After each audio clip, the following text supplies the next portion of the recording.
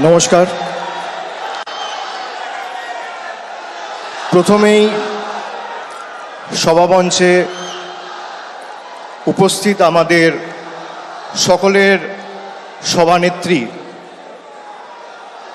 রাজ্যের মুখ্যমন্ত্রী এবং মামাটি মানুষের সেবায় লড়াই আন্দোলনে সর্বদা নিবেদিত প্রাণ মমতা বন্দ্যোপাধ্যায়কে আমি আমার কৃতজ্ঞতা, প্রণাম, শ্রদ্ধা নিবেদন করছি। সভামঞ্চে উপবিষ্ট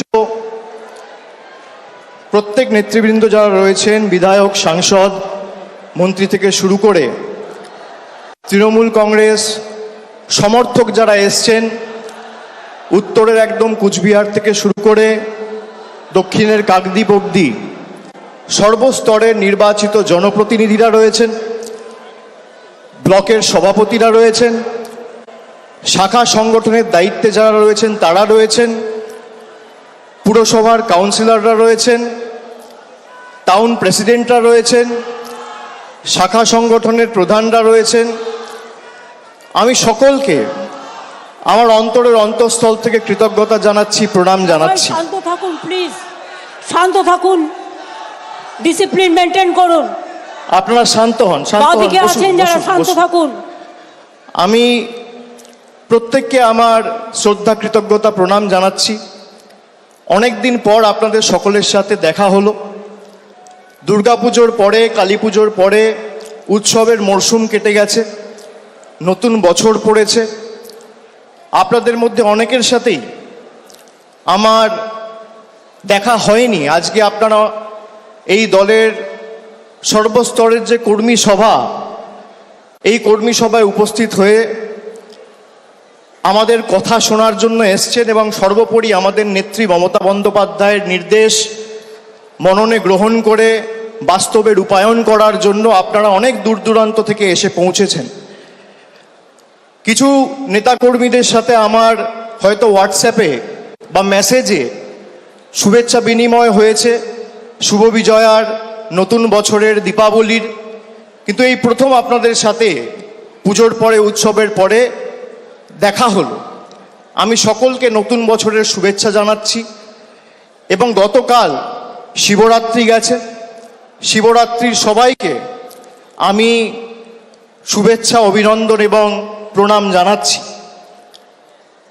আপনারা যদি ভেবে দেখেন, আজ থেকে ঠিক 1 বছর আগে, আজকের তারিখটা হচ্ছে 27শে ফেব্রুয়ারি, আজ থেকে ঠিক 1 বছর আগে 27শে ফেব্রুয়ারি 2024 সালে বাংলায় কি পরিস্থিতি ছিল এবং কিভাবে বসিরহাটের একটা ঘটনাকে কেন্দ্র করে সারা ভারতবর্ষ জুড়ে বাংলাকে কলুষিত এবং কালিমালিপ্ত করার যে ঘৃণ্য চক্রান্ত ভারতীয় জনতা পার্টি, সিপিএম, কংগ্রেস এবং সংবাদ মাধ্যমের একাংশ রচিত করেছিল, তার যোগ্য জবাব বাংলার প্রায় 10.5 কোটি, 11 কোটি মানুষ 2024-এর লোকসভা নির্বাচনে তৃণমূল কংগ্রেসকে 29টা আসনে জিতিয়ে দিয়েছেন। বিজেপির 18টা আসন ছিল। অহংকারের কারণে, বাংলার মানুষকে বঞ্চিত করার কারণে, লাঞ্ছিত করার কারণে, নিপীড়িত, অত্যাচারিত, শোষিত করার কারণে 18 থেকে তারা 12-এ নেমে এসছে। তারপরেও তাদের শিক্ষা হয়নি। এখনো পর্যন্ত গরিব মানুষের টাকা বন্ধ। আমরা 2024 সালে নির্বাচন লড়ার সময় বলেছিলাম যে আমরা 3 মাস 4 মাস অপেক্ষা করব, তারপরও যদি গরিব মানুষের আবাসের টাকা কেন্দ্রের সরকার না দেয়, তাদের টাকায় আমরা বেঁচে থাকি না, তাদের দয়া দাক্ষিণ্যে বাংলার মানুষ থাকে না। রাজ্য সরকার নিজে সেই 12 লক্ষ মানুষকে টাকা দিয়ে তাদের বাড়ি করার ব্যবস্থা করে দেবে। রাজ্য সরকার কথা দিয়েছিলেন, আমাদের মুখ্যমন্ত্রী সেই কথা রেখেছেন। 31শে ডিসেম্বর 2024-এর আগে 12 লক্ষ মানুষকে বাড়ির প্রথম কিস্তির টাকা সরাসরি ডাইরেক্ট ব্যাংক ট্রান্সফার করে তাদের অ্যাকাউন্টে পৌঁছে দিয়েছেন। আমরা বলেছিলাম 100 দিনের লড়াই আমরা দিল্লি অবধি নিয়ে যাব, তারপরও যদি বিজেপি টাকা না দেয়, আমাদের মামাটি মানুষের সরকার আমরা বিকল্প অর্থের ব্যবস্থা করে সেই 59 লক্ষ জব কার্ড হোল্ডার প্রকৃত প্রাপক যারা তাদের টাকা তাদের ব্যাংক অ্যাকাউন্টে পৌঁছে দেব। নির্বাচন ঘোষণা হওয়ার আগে কলকাতার রেড রোড থেকে মমতা বন্দ্যোপাধ্যায় ঘোষণা করেছিলেন যে আমরা এদের দয়া দাক্ষিণ্যে বেঁচে নেই। অনেক লড়াই করেছি, আন্দোলন করেছি, এদেরকে রাজনৈতিকভাবে হারিয়েছি, আর এদের কাছে আমরা মাথা নত বা বশ্যতা স্বীকার করব না। আমাদের মামাটি মানুষ সরকার এই 59 লক্ষ প্রকৃত প্রাপককে 100 দিনের টাকা তাদের ব্যাংক অ্যাকাউন্টে পৌঁছে দেবে। আমরা দিয়েছি, কিন্তু আমার কোথাও যেন মনে হয়েছে নির্বাচন গেছে, তারপরও একের পর এক ষড়যন্ত্র হয়েছে এবং আমাদের দল সর্বোপরি এই রাজ্য পশ্চিমবঙ্গকে ছোট করার একের পর এক ষড়যন্ত্র চক্রান্ত পরিকল্পনা করেছে। যত পরিকল্পনা হয়েছে তত এরা মুখ থুবড়ে পড়েছে। আপনারা দেখেছিলেন সন্দেশখালি থেকে শুরু করে আরজিকর থেকে শুরু করে কিভাবে পশ্চিমবঙ্গকে সারা দেশের কাছে এরা ছোট করেছিল। এদের গায়ে জ্বালা কি যে বাংলার মানুষকে এরা ভুল বোঝাতে পারেনি। এরা বাংলাকে গুজরাট, উত্তরপ্রদেশ, মধ্যপ্রদেশ করতে পারেনি। যতদিন আমরা আছি তৃণমূল কংগ্রেসের লক্ষ লক্ষ কোটি কোটি কর্মী সমর্থকরা আছে, আমরা বুকের রক্ত দিয়ে বাংলাকে আগলে রাখবো। বিজেপির কাছে সব থাকতে পারে, ইডি আছে, সিবিআই আছে, বিচার ব্যবস্থার একাংশ আছে, সংবাদ মাধ্যম আছে, লক্ষ লক্ষ কোটি কোটি টাকা আছে, ইলেকশন কমিশন আছে, ইনকাম ট্যাক্স আছে, কিন্তু তৃণমূল কংগ্রেসের মতো বুকের রক্ত দিয়ে দলকে আগলে রাখার মতো একটা কর্মী এরা 10 বছরে তৈরি করতে পারেনি। এটাই আমাদের আর তাদের মধ্যে পার্থক্য। ইতিমধ্যেই আপনারা দেখেছেন ভোটার লিস্টের কাজ হয়েছে নভেম্বর ডিসেম্বর মাসে। আমি এমএলএ সহ ব্লকের সভাপতি যারা আছে তাদেরকে বলবো কোথাও আমাদের কাজে যেন কোনো রকম শিথিলতা না আসে। তার কারণ বিজেপি যে করে হোক কিভাবে বাংলাকে কলুষিত করেছে আপনারা বিগত দিনে দেখেছেন। আগামী 26-এর লড়াইয়ের জন্য আমাদের প্রস্তুত থাকতে হবে। আমরা যতবার লড়েছি এদেরকে গোহারা হারিয়েছি। আমাদের লক্ষ্য, মমতা বন্দ্যোপাধ্যায় গত মাসে বিধানসভা থেকে বলেছে 2/3 বেশি আসন নিয়ে তৃণমূল ক্ষমতায় আসবে। 2/3 মানে 195 বা 196টা আসন। আমি আপনাদের বলবো আমরা 214টা আসন 2021-এ পেয়েছিলাম। সেই লক্ষ্য অবিচল থেকে আমাদের সেই মাপকাঠি পেরিয়ে 215-র বেশি আসন নিয়ে চতুর্থবার যাতে বাংলার মুখ্যমন্ত্রী মমতা বন্দ্যোপাধ্যায় হয় সেটা আমাদের সকলকে সুনিশ্চিত করতে হবে।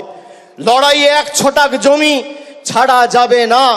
সর্বস্তরের কর্মী সমর্থক সবাইকে নিয়ে কাজে নামতে হবে। কে কবে ফোন করে নির্দেশ দেবে তারপর কাজ করব। নিজেরা যারা দলকে ভালোবাসেন মানুষের কাছে যান।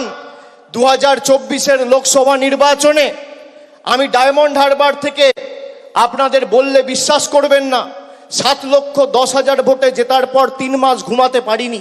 তার কারণ আমি এই ঋণ কিভাবে পরিশোধ করব, আমি এই ভালোবাসা কিভাবে পরিশোধ করব, আমি 3 মাস ঘুমাতে পারিনি। তারপর মানুষের কাছে সেবাশ্রয় নিয়ে গেছি। একটা এমএলএ, একটা ব্লক সভাপতি, একটা পঞ্চায়েতের মেম্বার, একটা কাউন্সিলর, মিউনিসিপ্যালিটির চেয়ারম্যান, ব্লকের সভাপতি, টাউনের প্রেসিডেন্ট নিজের কাছে ক্ষমতা কুক্ষিগত করে রাখলে হবে না। মানুষের কাছে মানুষের দাবি নিয়ে মমতা বন্দ্যোপাধ্যায়ের জনমুখী কর্মসূচি পৌঁছে দিতে হবে। এটাই আমাদের লক্ষ্য থাকা উচিত। আর আমি কর্মীদের বলবো এই দল মমতা বন্দ্যোপাধ্যায়ের আন্দোলন আর কর্মীদের ত্যাগ তিতিক্ষা কৃচ্ছ সাধনের মাধ্যমে আজকে বটবৃক্ষে তৃণমূল কংগ্রেস পরিণত হয়েছে। যারা বুথে বসে প্রাণ দিয়ে পোস্টার মারছেন, ব্যানার লাগাচ্ছেন, দেওয়াল লিখছেন, মিছিলে হাঁটছেন, তারাই তৃণমূল কংগ্রেসের আসল সম্পদ। আমি আপনাদের বলবো যতদিন আপনারা আছেন এই বিজেপির ষড়যন্ত্রের চক্রব্যূহ আমরা বিগত দিনে যেভাবে ভেঙে চূর্ণ বিচূর্ণ করেছি আগামী দিনেও ভেঙে চূর্ণ বিচূর্ণ করব।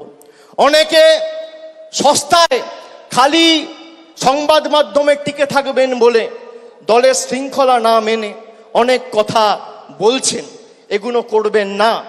যদি কেউ দলকে ভালোবাসেন সে কোনোদিন দলের শৃঙ্খলার বাইরে যাবে না। একটা কর্মী কোনোদিন দলের শৃঙ্খলার বাইরে যায় না। আমি এমএলএ, আমার কত ক্ষমতা, আমি দলের মুখপাত্র, আমার কত ক্ষমতা, আমি দলের সাংসদ, আমার কত ক্ষমতা, আমি টাউন চেয়ারম্যান, আমার কত ক্ষমতা দেখাতে গিয়ে আপনি দলকে ছোট করছেন।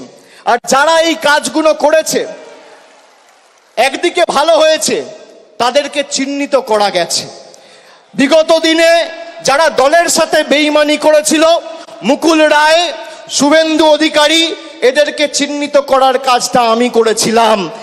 আগামী দিনেও যদি কেউ দলের সাথে বেইমানি করে, এদের চিহ্নিত করে এদের লেজে গোবরে করে প্যাকেট করে বাংলা ছাড়া করার দায়িত্বটা আমি আমার কাঁধে তুলে নিলাম। বাজারে রটিয়ে দেওয়া হচ্ছে অভিষেক বন্দ্যোপাধ্যায় বিজেপিতে যাবে। আরে আমার গলা কেটে দিলে কাটা গলা থেকে মমতা ব্যানার্জি জিন্দাবাদ বেরোবে। আমি বেঈমান নই। বাজারে ছড়িয়ে দেওয়া হচ্ছে নতুন দল আসছে, বিজেপির হাতে কলকে আর তামাক খেয়ে কয়েকটা সংবাদ মাধ্যম আর দু চারটে সাংবাদিক এই কাজটা করছে। আমি তাদের নাম করে এই সবার পরিবেশ নষ্ট করব না। আর খবরে যা দেখবেন, আমি আপনাকে বলছি 100তে 100টাই মিথ্যে। কোনো খবরের কথায় বিশ্বাস করবেন না। কালকে খবরে দেখানো হয়েছে অভিষেক বন্দ্যোপাধ্যায়ের বিরুদ্ধে ইডি চার্জশিট দিয়েছে, সিবিআই চার্জশিট দিয়েছে। 28 পাতার চার্জশিট, 2 জায়গায় খালি আমার নামটা লিখেছে। তাও অভিষেক বন্দ্যোপাধ্যায় কে, বাড়ি কোথায়, সাংসদ না বিধায়ক না পঞ্চায়েত প্রধান, কোথায় থাকে, কার ছেলে, কোনো পরিচয় নেই। বিজেপি নেতারা যেমন ভাববাচ্ছে কথা বলতো, ইডি সিবিআই এখন ভাববাচ্ছে কথা বলছে। এই ভয়টা দেখে আমার ভালো লেগেছে। খবরে যা বেরোয় 100তে 100টাই মিথ্যে, আমি আপনাকে বলছি। 12 লক্ষ মানুষকে বাড়ি দিয়েছে আমাদের সরকার। একদিন একটা খবর দেখেছেন? 2.5 কোটি মানুষকে, 2.5 কোটি মহিলাদের, মায়েদের, দিদিদের, বোনেদের নিজের গচ্ছিত সঞ্চিত সরকারি রাজ্য সরকারের কোষাগার থেকে আমাদের সরকার লক্ষ্মীর ভান্ডার দিয়েছে 50,000 কোটি টাকা খরচা করে। একদিন খবর দেখেছেন? এই খবর দেখবেন না। পথশ্রীতে প্রায় গত 3 বছরে 15,000 কোটি টাকা খরচা করে প্রায় 24,000 কিলোমিটার রাস্তা তৈরি করেছে। খবরে দেখেছেন? কেন্দ্র থেকে এক পয়সা না নিয়ে দেখবেন না। অভিষেক ব্যানার্জির বিরুদ্ধে সিবিআই চার্জশিট দিয়েছে। আরে আমি সকাল বিকেল কথা পাল্টাই না। 5 বছর আগে কোভিডের সময় 2020 সালে বলেছিলাম যে আমার বিরুদ্ধে যদি কোনো রকম কোনো প্রমাণ বা কোনোভাবে সিবিআই বা ইডি প্রমাণ করতে পারে বা তথ্য দিতে পারে আদালতে যে আমার প্রত্যক্ষ বা পরোক্ষ মদতে কোনো ভুল হয়েছে, কোনো দুর্নীতি হয়েছে, কেউ 10 পয়সা তুলেছে, আপনাকে চার্জশিট দিতে হবে না, সামান দিয়ে আমায় ডাকতে হবে না, ফাঁসির মঞ্চ করুন, গিয়ে মৃত্যুবরণ করব। আজকে একই কথা বলছি। আপনার কাছে প্রমাণ থাকলে প্রমাণ দেবেন। আমাকে তো সিবিআই ডেকেছিল, নবজোয়ারে যখন গেছিলাম, যাত্রা বন্ধ করে এসেছি একদিনের জন্য। সিবিআই দপ্তরে গেছি, 10 ঘন্টা জিজ্ঞাসাবাদ করেছে। তারপরের দিন আবার বাঁকুড়ায় গিয়ে নবজোয়ার শুরু করেছি। কাঁচকলা। আপনি কি ভাবছেন ধমকে চমকে দমিয়ে রাখবেন? আমি অন্য ধাতুতে তৈরি। আপনি যত প্রহার করবেন, যত আঘাত করবেন, মানুষের কাছে যাব মাথা নত করে সমর্থন চাইবো। আপনাদের কাছে আত্মসমর্পণ, বশ্যতা স্বীকার করার পাত্র অভিষেক বন্দ্যোপাধ্যায় নয়। আমরা সবাই এসছি আমাদের নেত্রীর কাছ থেকে তার নির্দেশ নিয়ে আগামী দিন এলাকায় ফিরে গিয়ে কাজ শুরু করার লক্ষ্যে। খুব সম্ভবত 3 তারিখ থেকে উচ্চ মাধ্যমিক পরীক্ষা রয়েছে। উচ্চ মাধ্যমিক শেষ হওয়ার পরে আমাদের হাতে বেশি সময় নেই। অনেকে ভাবছেন 1 বছর সময় রয়েছে এখনো, তারপর নির্বাচন হবে। এক বছরের মধ্যে 2 মাস 3 মাস বর্ষা রয়েছে, তার মধ্যে 15 দিন পরীক্ষা রয়েছে, 2 মাস কালী পুজো, দুর্গা পুজো, দেখতে গেলে হাতে 4-5 মাসের বেশি সময় নেই। এখন থেকে মাঠে নামুন, রাস্তায় থাকুন, অতন্দ্র প্রহরীর মতো বাংলাকে আগলে রাখুন। যেখানে দরকার হবে আপনারা যে পাড়ায় যেতে বলবেন, যে বুথে ঢুকতে বলবেন, আগামী দিনে আমি যাব, কথা দিয়ে যাচ্ছি। কিন্তু লড়াইটা নিজের কাঁধে তুলে নিয়ে 214 থেকে একটা আসন হলেও আমাদের বাড়াতে হবে। 2026-এ আমাদের লক্ষ্য যে কটা আবর্জনা বিজেপির, ওই 70-75টা তো জিতেছিল, তার মধ্যে 10 জন চলেই এসছে, আর নির্বাচন হয়েছে সেখানেও তৃণমূল কংগ্রেস জিতেছে। নির্বাচন যখনই হয়েছে, যারা বিজেপি থেকে এসে তৃণমূলের প্রার্থী হয়ে নির্বাচনে দাঁড়িয়েছে, মানুষ তাদের দুহাত তুলে সমর্থন করেছে। আমি আপনাদের অনুরোধ করব, 1 বছর আগামী সবকিছু ভুলে গিয়ে, নিজেদের মধ্যে ভেদাভেদ ভুলে গিয়ে, মানুষের কাছে ঐক্যবদ্ধ হয়ে, মানুষের কাছে গিয়ে সরকারের যে জনমুখী প্রকল্প এবং জনসংযোগ আরো আগামী দিন কিভাবে নিবিড় করে তোলা যায় সেই দিকে নজর দিন। ষড়যন্ত্র করে কোনো লাভ নেই। যারা হোয়াটসঅ্যাপ গ্রুপে রাজনীতি করতে চান, এসব করে কোনো লাভ নেই। মানুষের পাশে দাঁড়িয়ে মানুষের জন্য কাজ করতে হবে। আর যারা চক্রান্ত করবেন তারাই আক্রান্ত হবেন।